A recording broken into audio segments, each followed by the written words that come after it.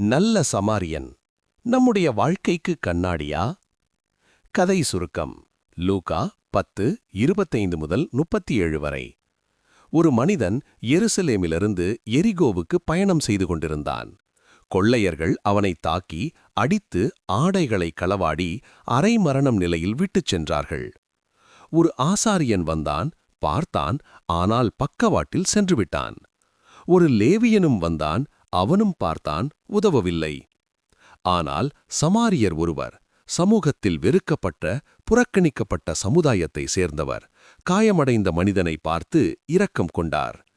அவரை கட்டி எண்ணெய் ஊற்றி தன் கழுதையில் ஏற்றி விடுதிக்கு கொண்டு சென்று செலவுகளை செய்து பராமரித்தார். இயேசு கேட்டார், இவர்களில் யார் அவருக்கு அயலானாயிருந்தார்? பதில், இரக்கம் காட்டினவர். இயேசு சொன்னார், நீயும் அப்படியே செய்.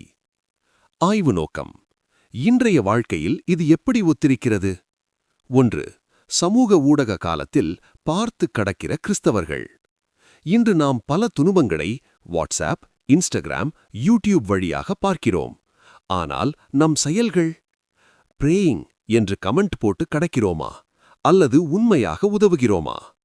ஆசாரியன், லேவியன் போல நாம் ஆன்மீகமாக உயர்ந்தவர்களாக தோன்றினாலும் செயல்களில் அன்பு இல்லையா? 2. மதம் வெர்சஸ் இரக்கம்.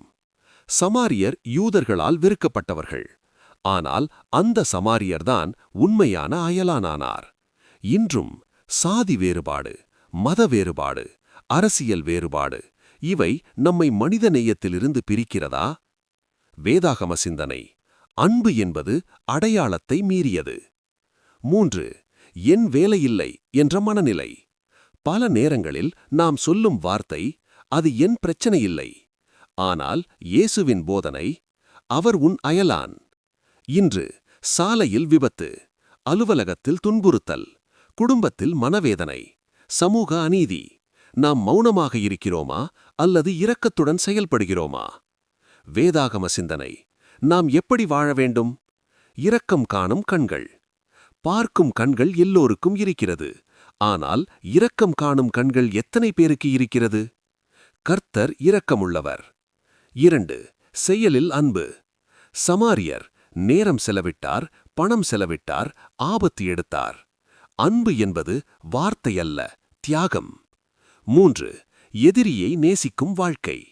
இயேசுவின் போதனை, உன் சத்துருவை நேசி.